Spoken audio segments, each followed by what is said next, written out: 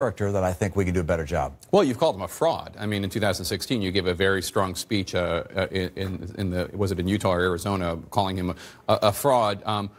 Some people who are allied with the president, some people who are not allied with the president say, hey, you know, the president endorsed you in your Senate race and you accepted the endorsement. The president pointed that out today.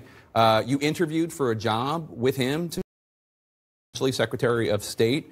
What changed? Why were you willing to talk to him and accept his endorsement when you have all these reservations about him? Well, you know, after he was elected president, it was very much my hope that he would rise to the occasion, rise to the mantle of the office. After all, becoming president of the United States is quite an elevation for anybody.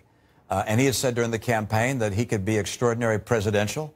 When I hear that, I think of Washington and Lincoln and Jefferson and Roosevelt and Kennedy and Eisenhower, and I think of those qualities. And I think that while he spoke of that, and while that was my hope, I don't think he's followed through on that front the way he's followed through on some of his other promises. Do you regret accepting his endorsement when he sent that tweet during your Senate race? He was endorsing me. I wasn't endorsing him. And I haven't decided who I'm going to endorse in 2020. I'm going to wait and see what the alternatives are. So you're not on board? Because the senior senator from Utah, Mike Lee, said he is likely going to endorse the president.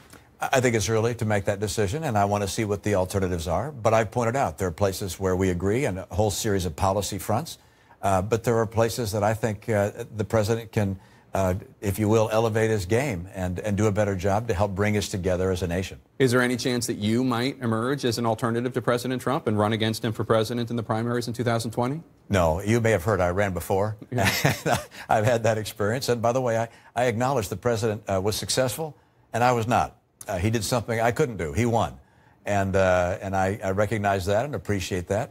But no, I'm not running again. And we'll see whether someone else does in a Republican primary or not. But time will tell. You said in March of 2000.